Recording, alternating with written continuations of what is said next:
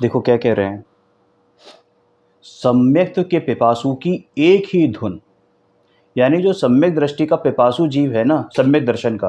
अब सम्यक दर्शन का मतलब ये नहीं कि पर्याय की बात नहीं है, यानी कि सम्यक दर्शन जिसका स्वभाव है, जिसके आश्रय से प्रकट होता है सम्यक दर्शन, ऐसे है ना जीव, ऐसे पिपासु जीव की एक ही धुन होती है। कैसी धुन होती है कि सम्यक के शांत रस का बारंबार घोलन करता है।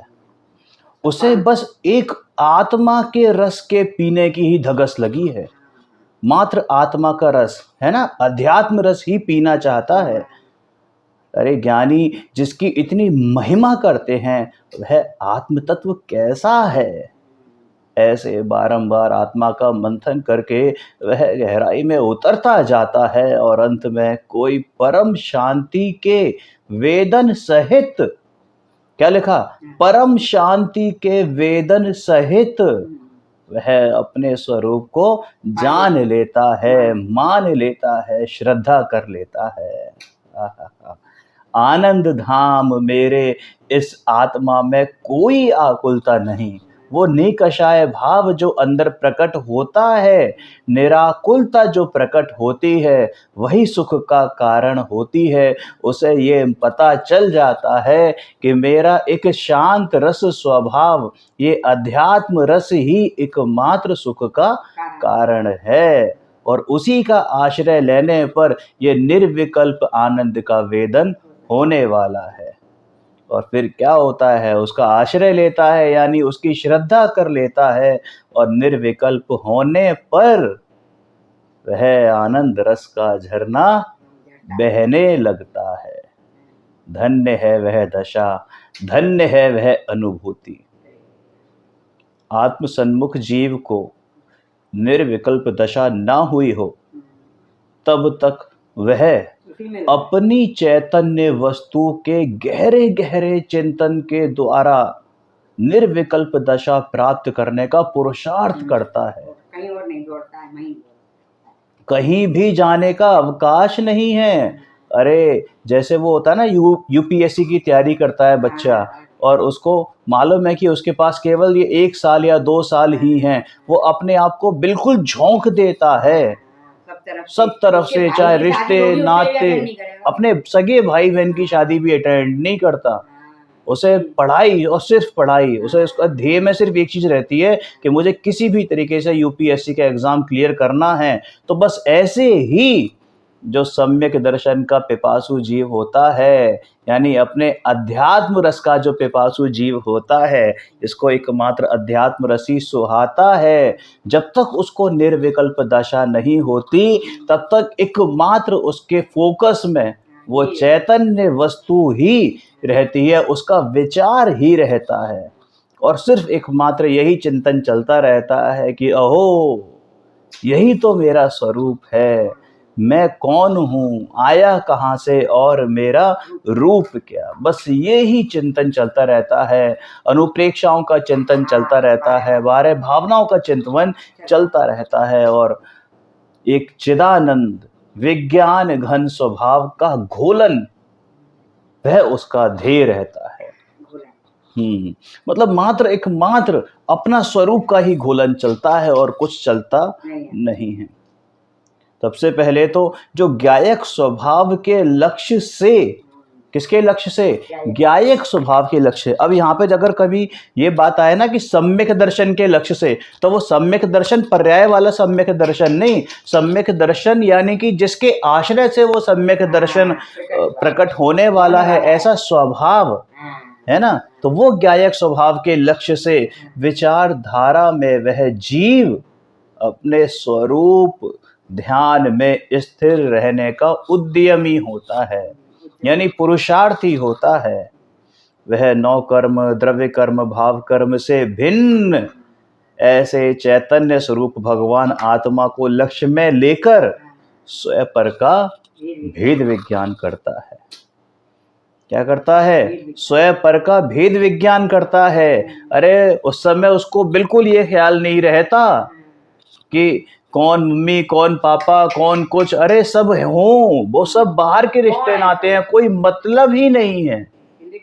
हाँ, लेकिन उस मतलब नहीं है, उसके बावजूद भी वो अपने कर्तव्य से विमुख नहीं होगा, लेकिन कर्तृत्व नहीं रखेगा, कर्तृत्व नहीं रखेगा, है ना। उसे मालूम है कि ये सारे के सारे क्या है, पर हैं। ये द्रव्य कर्म, भाव कर्म और जो संयोगों में प्राप्त 9 कर्म हैं, सबके सब भिन्न हैं, न्यारे हैं। और मेरा तो एकमात्र विज्ञान घन स्वभाव है, जिसको लक्ष्य में लेकर वह उन 9 कर्म, यानी ये जो पुद्गल शरीर है, जड़ है, बाहर के संयोग हैं, स्त्री पुरुष, संपत्ति, मकान, दुकान, है ना, जॉब, मान सम्मान, जिसे अपना मानता था, उस पर से दृष्टि हटा लेता है। उससे संयोग तुच्छ लगते हैं। क्या लगते हैं? तुच्छ लगते हैं। और ये मैं नहीं, ये संयोग मैं नहीं हूं, उसे ऐसा हाँ, ऐसा भाषित होने लगता है। और इन सब से भिन्न मैं कोई अलग वस्तु हूँ, अलग चीज हूँ, ऐसी सच्ची शांति मुझ में ही है, ऐसा लगा करता है। उसे आत्मा की ही, अपने निज गायक भगवान आत्मा की ही धुन लगी रहती है।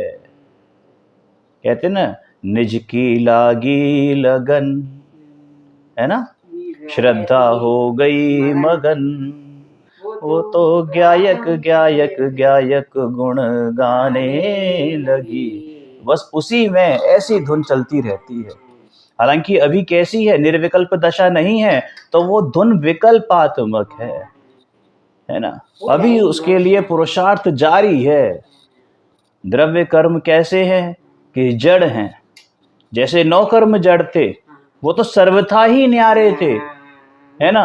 और ये द्रव्य कर्म कैसे हैं? ये जड़ हैं। ये ज्ञानावरणी, दर्शनावरणी आदि जो 8 कर्म हैं, उनको अपना नहीं मानता, उसका लक्ष्य वहां से हट जाता है। वो उन कर्मों को भी दोष नहीं देता कि जिसके कारण उसको जो प्रतिकूलता और अनुकूलता भाषित होती थी, उन कर्मों को भी दोष नहीं देता, उन कर्मों को भी हटाने का प्रयास नहीं करता, क्योंकि उसके लक्ष्य में तो एकमात्र अपना चैतन्य स्वरूप भगवान आत्मा है। उसे पता है कि ये जड़ रूप कर्म है, ये मेरे कैसे हो सकते हैं? अरे मुझ में और कर्म में तो अत्यंता भाव है, मैं तो चेतन हूं, ऐसा वह निर्णय करता है ना।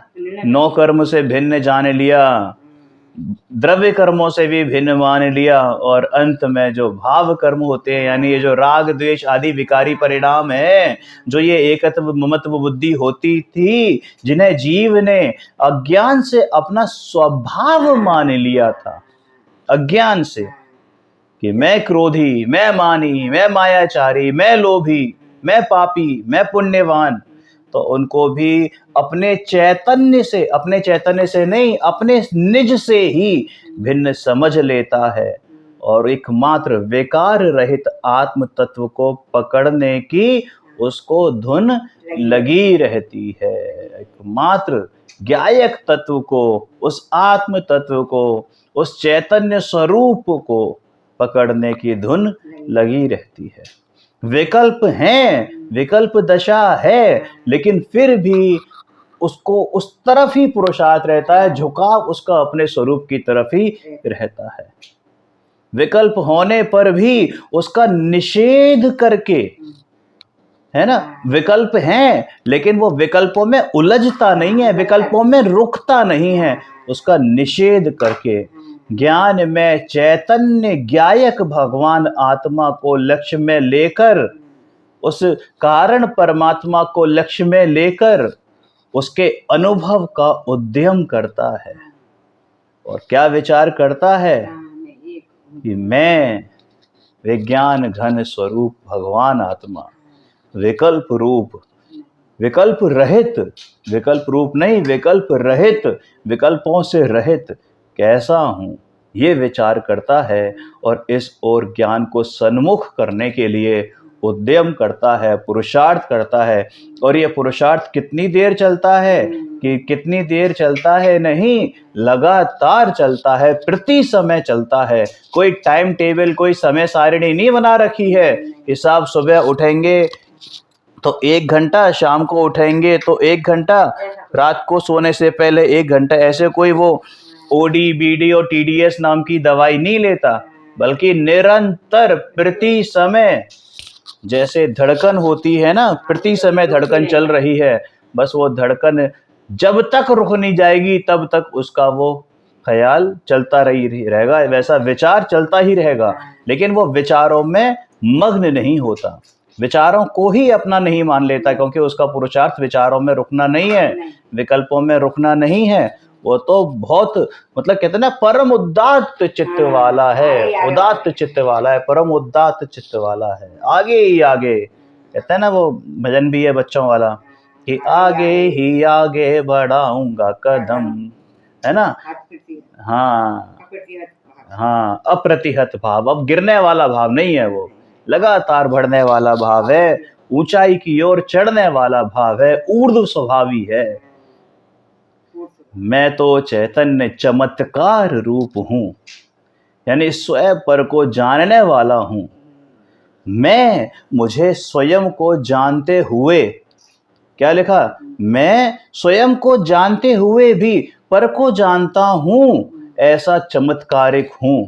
इस प्रकार अंदर ही मतलब ऐसी स्वपर प्रकाशक शक्ति मेरे अंदर विद्यमान है कि अनंत ज्ञेयों को जानने के काल में भी मैं एकमात्र अपने स्वयं को जान रहा हूं, और एक स्वयं को जानने के काल में भी अनंत ज्ञेयों को जानने की मेरे में सामर्थ्य है। सकल विश्व ज्ञायक तदपि चिदानंद रसलीन, ऐसा है। विकल्प रहित भगवान आत्मा के ही विचार में लीन रहता है। और जैसे जैसे वो अंदर घुसता जाता है ना, जैसे जैसे वो अंदर घुसता जाता है, अंदर गोते लगाता जाता है, वैसे वैसे चैतन्य की शांति का उसको ख्याल आता जाता है, विश्वास आता जाता है कि शांति का कोई अगाध समुद्र मेरे में ही है। सुख शांत रस से लबालब, मैं ज्ञान सागर आत्मा। तो वो बस वो सुख शांत रस से लबालब ना, कौन, कि मैं ज्ञान सागर आत्मा, ऐसा अगाध समुद्र, ऐसे सुख शांत रस का अगाध समुद्र मैं स्वयं हूं, मुझ में नहीं है, मैं स्वयं ही वो समुद्र हूं, वो आनंद अमृत का स्वरूप समुद्र हूं, है ना। पहले वो जो जीव था वो क्या करता था कि पर वस्तु में, पर पदार्थों में, पर भावों में अहम बुद्धि करता था। अब अपने विचारों द्वारा अपने चैतन्य पुंज में अहम बुद्धि करता है। मतलब उसकी क्या करा है, केवल दृष्टि फेरी और कुछ नहीं किया, सिर्फ दृष्टि फेरी है। पहले पर अपनापन अपने से किया है। मैं चिदानंद हूँ, शुद्ध हूँ, बुद्ध हूँ, आनंद का घन पिंड हूँ, आनंद की खान हूँ, अरे चैतन्य का नूर हूँ। ऐसे निर्मल निर्मल विचार निरंतर प्रति समय उसको आते रहते हैं। खाना बनाते समय, खाना खाते समय, नहाते समय, धोते समय, सोते समय, यहाँ तक कि अगर वो क्रीड़ाओं में भी लगा हुआ है तब भी उसको वो ख्याल हमेशा रहता है कि मैं चैतन्य का पुंज हूँ, मैं इन जड़ क्रियाओं से सर्वथा भिन्न हूँ, इन अचेतन विकल्पों का मेरी शुद्ध अनुभूति में प्रवेश भी नहीं है। अरे मैं, ये सब तो मेरी जाति से, यानी इस चैतन्य जाति से सर्वथा भिन्न है।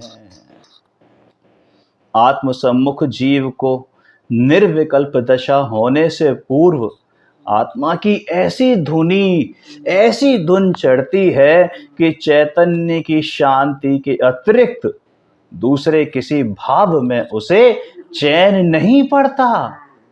क्या समझ में आया, कि उसे कहीं और चैन नहीं पड़ता। जैसे वो यूपीएससी के एग्जाम की तैयारी कर रहा है, बाहर कुछ भी होता रहे, उसने तो अपने आप को एक कमरे में बंद कर रखा है है ना, अपने को संकीर्ण कर लिया है, ऐसे ही वो चैतन्य दृष्टा, वो सम्यक सन्मुखी जो जीव है, जो आत्म सन्मुखता की का पुरुषार्थ कर रहा है, बाहर में कुछ भी उठापटक चलती रहे, कुछ भी अनुकूलता प्रतिकूलता चलती रहे, कोई मतलब ही नहीं है, कोई मतलब ही नहीं है, क्योंकि अंदर से तो वो सुख शांत रस से लबालब ही है, और ऐसा वो बारंबार चिंतवन चल रहा है।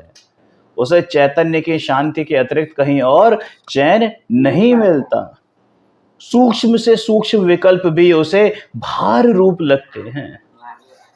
अरे ये विकल्प भी भार लगता है कि उसे ये विचार करना पड़ रहा है, ये विकल्प करना पड़ रहा है कि मैं ज्ञायक भगवान आत्मा हूं, क्योंकि वो इन विकल्पों से भी पार होना चाहता है, लेकिन वो इन विकल्पों से पार होने की दृष्टि नहीं कर रहा, वो इन विकल्पों से पार होने का पुरुषार्थ नहीं कर रहा, वो तो एकमात्र अपने चैतन्य ज्ञायक भगवान आत्मा की ओर आने का पुरुषार्थ कर रहा है, उसके तरफ दृष्टि लाने का पुरुषार्थ चल रहा है। समझ में आया? चेतना, अपनी चेतना को, ज्ञान चेतना को उनसे भी भिन्न करके अपने अंदर ले जाना चाहता है, क्योंकि वास्तव में सुख तो वही है। अरे ये सुख जो है ना, ये अनुभूति से पहले वाला सुख, अनुभूति से पहले वाला आनंद, ये भी हे कोटि का है, पर तत्व है।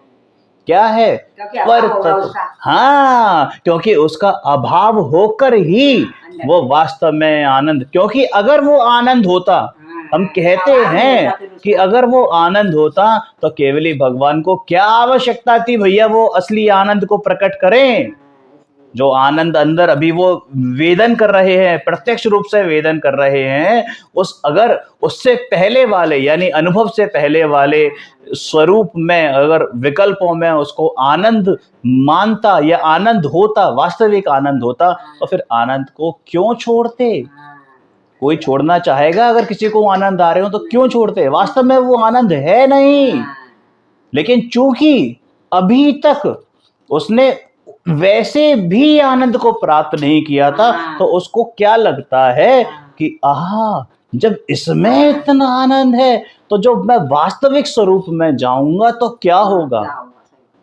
मतलब जैसे रसगुल्ला हाथ में आता है तो उसकी सुगंध से हम जो अट्रैक्शन होता है हमारी तरफ, अरे वैसे ही मेरे को जब मेरा ज्ञान स्वभाव आत्मा, उसकी झलक मात्र जब मुझे लगता है कि अब दिखने वाली है, तो उस समय जो वो एक एक्साइटमेंट होता है, आह्लाद आता है, प्रसन्नता आती है। अरे जब मेरा ज्ञायक भगवान आत्मा जब साक्षात मेरे सामने विराजेगा तो क्या आनंद होगा, क्या आह्लाद होगा, क्या प्रसन्नता होगी। वो अतीन्द्रिय आनंद, वो अनंत आनंद की तरफ एक कदम और बढ़ जाएगा। वो क्यों उसको छोड़ना चाहेगा फिर, है ना? अरे एक आत्मार्थी को, एक मुमुक्षु को विकल्प से थकान लगे, विकल्प से, अरे ये जग के विकल्प तो पहले ही खत्म हो चुके हैं।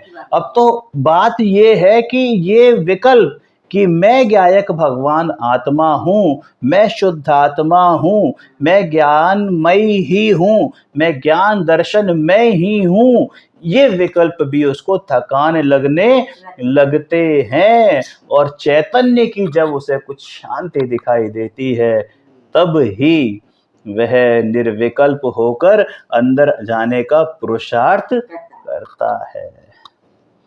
सम्यक दर्शन प्रकट करने वाला जीव पहले तो ज्ञान स्वभावी भगवान आत्मा का निर्णय करता है, आगम से निर्णय करता है, अनुमान आदिक से निर्णय करता है, गुरुओं की वाणी से निर्णय करता है ना। ज्ञान स्वभावी भगवान आत्मा का निर्णय वह विकल्प द्वारा नहीं करता तो वो ज्ञान द्वारा ही है।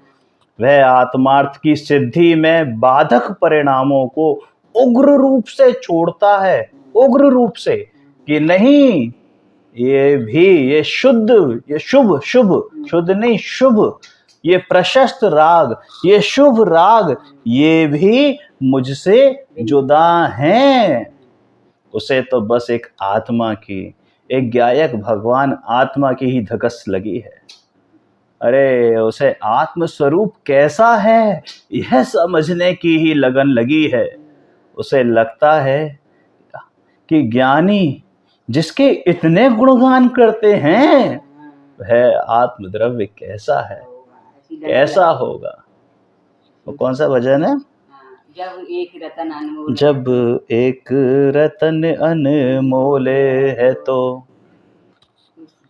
रत्नाकर कितना सुंदर, हाँ, जिसकी रत्ना चर्चा इतनी सुंदर वह वह कितना सुंदर होगा। आहा, अरे बारंबार अंतर मंथन करके अब बारंबार क्या लिखा देखो, बारंबार अंतर मंथन कर करके अपने आत्मा संबंधी निर्णय को पक्का करता है, बिल्कुल पक्का, एकदम पक्का करता है। फिर चाहे जैसे संकट आए तो भी सत्य का निर्णय अफर रहता है। अफर रहता है मतलब बिल्कुल दृढ़ रहता है, फिर वो फेल नहीं होगा। हाँ, उस आत्मार्थी का कार्य और ध्येय बस आत्मार्थ को शोधना ही रहता है। मतलब आत्मा की खोज, आत्मा की खोज, आत्मा की खोज ही रहती है। उसका जीवन आत्मा की तरफ ही झुकता चला जाता है। वह आत्मा के कार्य से डिगता नहीं है। अपनी समस्त शक्ति को, अपनी समस्त सामर्थ्य को, अपने पुरजोर बल को, ज्ञान को, उत्साह को, समस्त वीर्य को, अपने सर्वस्व को अपने निज गायक भगवान आत्मा से जोड़कर, क्या अपने निज गायक भगवान आत्मा में जोड़कर अवश्य आत्मार्थ को साधने में तत्पर होता है। क्योंकि श्रद्धा समर्पण पाना चाहती है। हाँ, अरे 100% समर्पण चाहती है। देखो, श्रद्धा तो होती या तो 0% है या 100% है, बीच का कोई गोल वो नहीं है उसमें। अरे वह तो अपने सच्चे ज्ञानी को, कौन से ज्ञानी? ज्ञानी महात्माओं, अरे सबसे बड़ा महात्मा तेरे इस दे वाले में विराजमान है, वो सच्चे ज्ञानी को पहचानने का प्रयत्न करता है। और वे सच्चे ज्ञानी जो भेद ज्ञान से कहते हैं, अब देखो यहाँ दो बातें आ गई, निश्चय भी और व्यवहार भी। व्यवहार से सच्चे ज्ञानी यानी जो गुरु हैं, जो जिन्होंने उसको भगवान आत्मा बताया, प्रभु आपने एक गायक बताया, तो ऐसे गुरुओं की संगति करता है, ऐसे ज्ञानी की पहचान करेगा। और वो जो ज्ञानी, ऐसे गुरु उसको अपना परम गुरु समझाने में हेल्प करेंगे, है ना, भेद ज्ञान करवाने में हेल्प करेंगे, उसको स्वपर भेद विज्ञान की परिभाषा बताएंगे, मतलब उसके निर्णय में हेल्प करेंगे, निमित्त बनेंगे। उनके जैसा भेद ज्ञान लक्ष्य में लेकर उसका प्रयत्न करता है। जैसी उनके ज्योति जल रही है, अपने में भी वैसी ज्योति जलाना चाहता है। हाँ, वह उन सच्चे ज्ञानी से आत्मा के अनुभव का वर्णन अत्यंत प्रीतिपूर्वक सुनता है ना। और उसमें से अपने प्रयोजन भूत ज्ञान स्वभाव का निर्णय करता है। अरे टकटकी लगा के देखता है कि कुछ चीज, एक शब्द भी मुझसे मिस ना हो जाए। कैसे तो करके मर पच के तो अपने स्वरूप को भाना चाहता है। वह आत्मा का साधक जीव जो सच्ची वस्तु बताए और सत स्वरूप आत्मा का निर्णय कराए, ऐसे ही सच्चे देव शास्त्र गुरु को मानता है। सत्य वस्तु का निर्णय नहीं कराए, ऐसे कुदेव कुगुरु को शास्त्र को नहीं मानता, है ना। इस प्रकार का निर्णय करके वे अपने उपयोग को शुद्ध स्वभाव की ओर झुकाता चला जाता है। वह ऐसा मानता है कि मैं सबसे भिन्न एक त्रिकाल ज्ञान स्वभाव मात्र ही हूँ, और वही मेरी वस्तु है, वही मेरी चीज है। अरे वही तो मैं हूँ। उस ज्ञान के घोलन, उसे ज्ञान के घोलन में यह भासित होने लगती है, क्या कि यही ज्ञान मात्र एकमात्र मैं शुद्ध चिद्रूप हूँ। ऐसी उसे धुन चढ़ती है। आत्मा के चिंतन में उसे सहज ही आनंद तरंग उठती हैं और रोमांच उल्लसित होता है। इस प्रकार अभी सविकल्प दशा होने पर भी यानी अनुभूति से पहले वाला जो काल है वो सविकल्प दशा, जब उसे अनुप्रेक्षाएं चल रही हैं, चिंतवन चल रहा है, मनन चल रहा है, उसे स्वभाव की महिमा का लक्ष्य बढ़ता जाता है और वह जीव शुद्ध आत्मा के लक्ष्य के जोर से आत्मा की ओर आगे ही आगे आगे ही आगे आगे ही आगे बढ़ता जाता है। अब उसे एक ही ख्याल रहता है कि मैं ऐसा अद्भुत ज्ञान स्वभावी भगवान आत्मा हूँ, मेरा ज्ञान तत्व विकल्प रूप नहीं, गे आश्रित मेरा ज्ञान नहीं, क्योंकि ज्ञान स्वरूप मैं स्वयं हूँ। इस प्रकार अपने परिणाम में ज्ञान स्वभाव को सर्व ओर से निर्णय करके, समय सारथी में आया है ना कि मति ज्ञान की बुद्धियों को सीमित करके, श्रुत ज्ञान की बुद्धियों को सीमित करके, अपने में लगा के, सीमित करके माने अपने में लगा के, सर्व ओर से निर्णय करके वह अन्य सब से भेद ज्ञान करता है। यानी श्रुत ज्ञान में श्रुत रूप में नहीं, मैं मात्र ज्ञान हूँ, मति रूप में नहीं, मैं मात्र ज्ञान हूँ, सबसे भेद ज्ञान करता है। ये क्षेपशम ज्ञान रूप भी मैं नहीं, ये जो शब्द बोल रहे हैं वो मैं नहीं, है ना, सबसे भेद ज्ञान करता है और अंदर ढलता जाता है। अंदर ही अंदर ज्ञान स्वभाव का घोलन करते करते उसे जो शुद्ध स्वभाव के राग मिश्रित विचार आते थे वे भी छूट जाते हैं। क्या लिखा?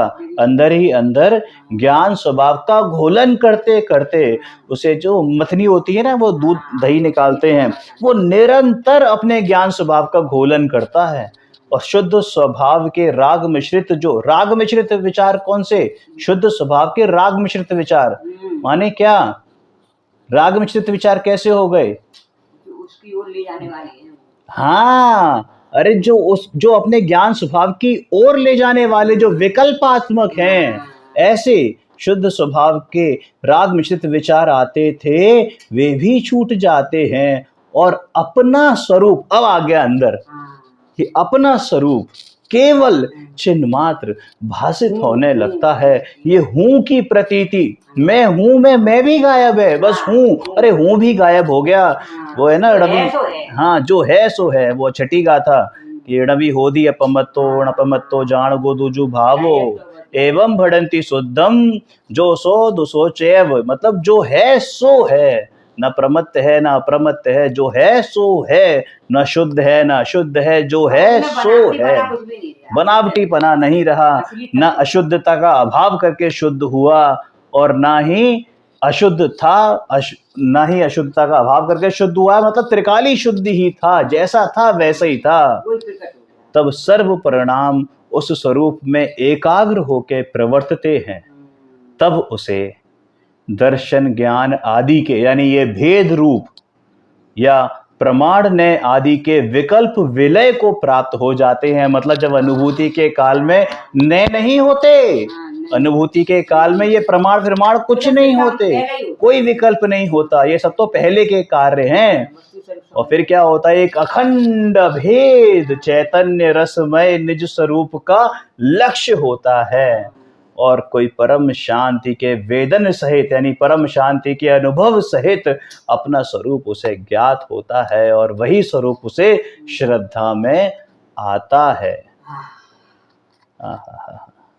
अरे आनंद धाम मेरे, इस आत्मा में किसी विकल्प की आकुलता नहीं, ये विकल्प भी नहीं है कि मैं आनंद स्वरूप हूँ, ये विकल्प भी नहीं है कि मैं ज्ञान स्वरूप हूँ। अरे ये सारे के सारे विकल्प अब विलय को प्राप्त हो गए हैं, एकमात्र मैं ज्ञान स्वरूप ही हूँ।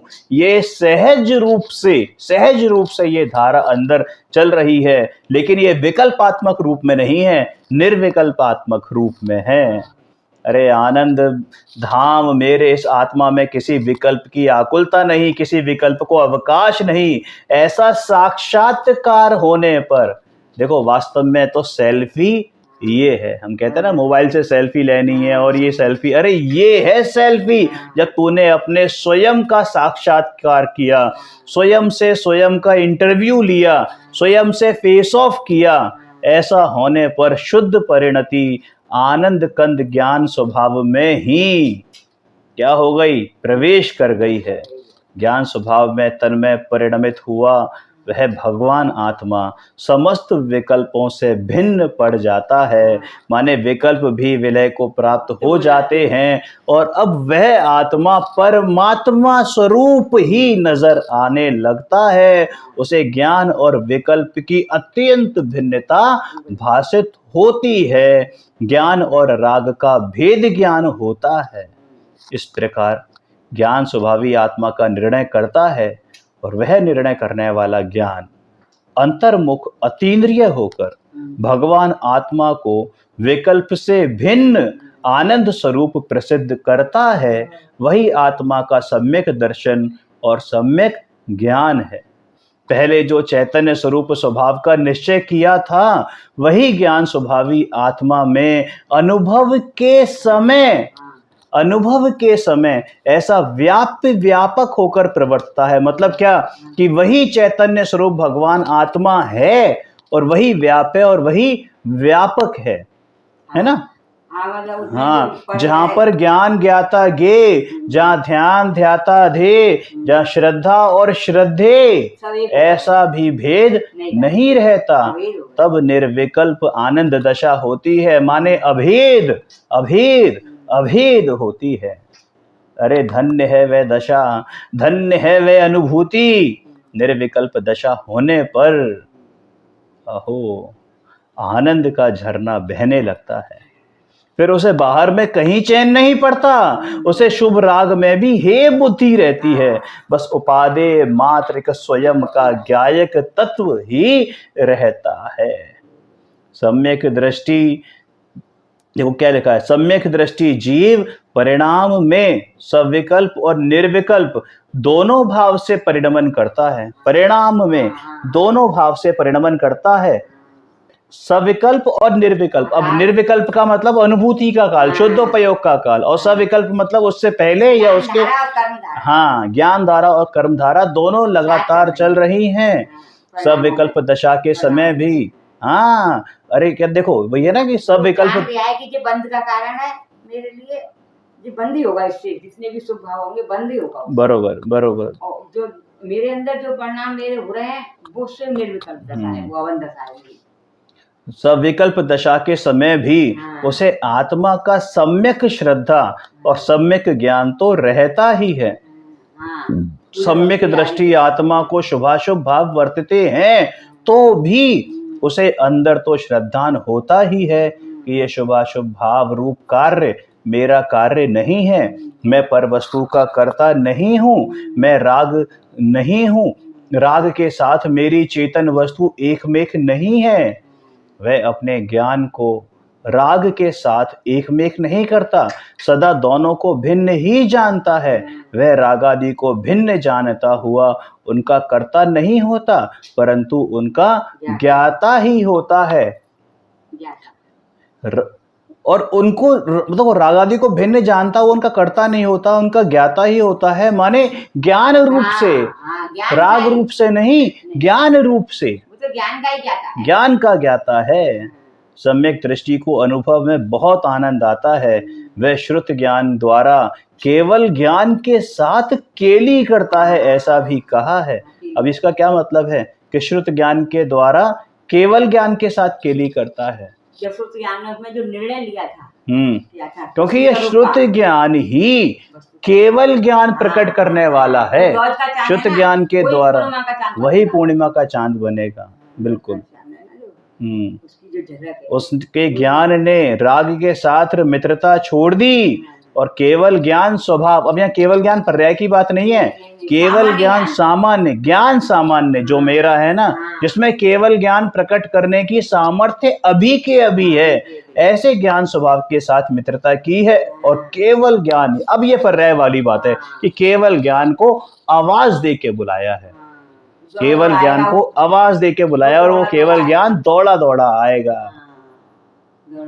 ज्ञान को आत्मसम्मुख करने पर निज रस से भरपूर पर की अपेक्षा से वो अरस अरूपी आत्मा उसे सच्चे स्वरूप में वेदन में आता है।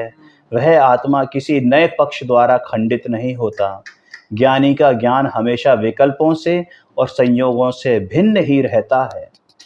विकल्प होने पर भी विकल्पों से भिन्न परिणमता हुआ वह ज्ञान, यानी कि वह ज्ञान की परिणति ऐसा है कि विकल्पातीत होकर जीव को ठेठ मोक्ष तक पहुंचाता ही है। भेद ज्ञान होने पर वह जीव सकल विकार मतलब सब प्रकार के विकारों से कर्तत्व रहित, सर्व प्रकार के विकारों के कर्तत्व रहित होकर ज्ञायक रूप शोभित होता है। भेद ज्ञान होने पर जीव आश्रमों से परान्मुख होता है, बंध भाव से छूटकर मोक्ष मार्ग की ओर ढलता जाता है। सम्यक ज्ञानी असार और अशरण ऐसे संसार को परान्मुख होता है ना, और परम सारभूत एकमात्र शरण रूप अपने ज्ञायक स्वभाव की ओर झुकता है। भेद ज्ञान होने पर चैतन्य परमेश्वर पुराण पुरुष प्रकाशमान होता है। देखो क्या चैतन्य परमेश्वर पुराण पुरुष मतलब जो कभी भी, पुराण पुरुष कौन होते हैं?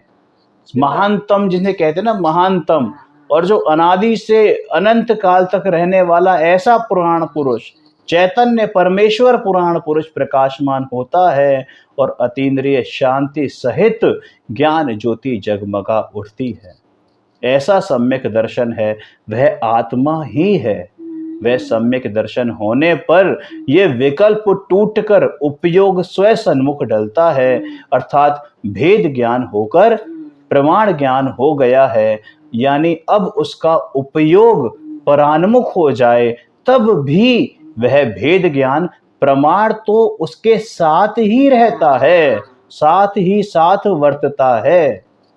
विकल्प से भिन्न पढ़कर चैतन्य में तन्मय हुआ ज्ञान फिर से कभी भी विकल्प में एक मेक नहीं होता, पृथक पृथक ही रहता है, इसलिए उसे मुक्त कहा है। याद करो समय सार जी का कलश नंबर 198, जहाँ क्या कहा? स ही मुक्त एव, यानी वह मुक्त ही है, वह मुक्त ही है। अरे यह तो धर्मी के अंदर की बातें हैं, और बाहर की कषाएं भी बहुत नरम पड़ गई होती हैं। सप्त व्यसनों का त्याग होता है। सप्त व्यसन क्या होते हैं कि सप्त व्यसन द्रव्य सप्त व्यसन और भाव सप्त व्यसन। अरे वो द्रव्य सप्त व्यसनों की तो बात छोड़ दो, जो भाव सप्त व्यसन है ना, यानी जब अपना परमात्मा स्वरूप से मैं च्युत हो रहा था तो वो तब वो सप्त व्यसन चालू थे उसके। और जैसे ही हाँ बिल्कुल, इन बाह्य संयोगों से उसका चित्त उदास रहता है। हाँ, जुआ हो गया ना, शुभ में सुख बुद्धि, अशुभ में दुख बुद्धि, तो वो जुआ बिल्कुल। और इस देह में आसक्ति, तो वो मांस भक्षण हो गया। और उस चैतन्य की परम शांति के समक्ष पुण्य पाप के भाव उसे भट्टी जैसे लगते हैं, अग्नि की भट्टी जैसे लगते हैं। सम्यक दृष्टि को पहचान पूर्वक जैसा बहुमान सच्चे देव शास्त्र गुरु के प्रति होता है, वैसा मिथ्या दृष्टि को नहीं होता। अरे मिथ्या दृष्टि देव शास्त्र गुरु को पहचान ही नहीं पाता, सच्चे देव शास्त्र गुरु को पहचान ही नहीं पाता। आता है ना 80वीं गाथा में प्रवचन सार जी के में, जो अरिहंत को द्रव्य गुण पर्याय से जानता है, उसका मोह नियम से विलय को प्राप्त होता है और वो अपने भगवान आत्मा को, आत्म स्वरूप को जानता है। सम्यक दृष्टि के व्यवहार परिणाम भी चारों ओर से सुमेल वाले होते हैं। माने क्या? देखो बहुत स्पष्ट लिखा है कि भैया ये निश्चय और व्यवहार एकमात्र सम्यक दृष्टि के ही होते हैं, वो भी छद्मस्त अवस्था में। समझ में आ गई ना बात? निश्चय और व्यवहार ये मिथ्या दृष्टि के नहीं हो सकते और केवली के नहीं हो सकते। क्यों? क्योंकि ये सम्यक श्रुति ज्ञान के परिणाम हैं। समझ में आ गई ना बात? व्यवहार, सच्चा व्यवहार तो सम्यक दृष्टि के ही वर्तता है। और क्या होता है कि उस सम्यक दृष्टि को निशंक, निकांक्षित, साधर्मी वात्सल्य, धर्म प्रभावना, उपगूहन, स्थितीकरण, ऐसे निर्विचिकित्सा ऐसे 8 अंग अपूर्व भी होते हैं। उसे आत्मा के स्वभाव में निशंकता के कारण मृत्यु आदि संबंधी साथ भय नहीं होते, संशय नहीं होते, विपर्य नहीं होते, अनित्यवसाय नहीं होते। ज्ञान चेतना रूप हुआ होने से वह कर्मों को तथा कर्मों के फल को अपने से अत्यंत भिन्न जानता है। ऐसे अपूर्व महिमावंत सम्यक दर्शन की जिसे शुरुआत हुई वही जीव साधक कहलाता है। और उस साधक को क्या कहते हैं मालूम है? ईशत सिद्ध, यानी सिद्धों का लघु नंदन, सिद्धों का लघु नंदन, छोटा सिद्ध कहा गया है। और वह अब क्या करेगा कि अति अल्प काल में पूर्ण शुद्धता प्रकट करके वह साक्षात सिद्ध परमात्मा हो जाएगा। ऐसे अद्भुत महिमावंत सम्यक दर्शन प्राप्त सर्व आराधकों को मेरा कोटि कोटि वंदन।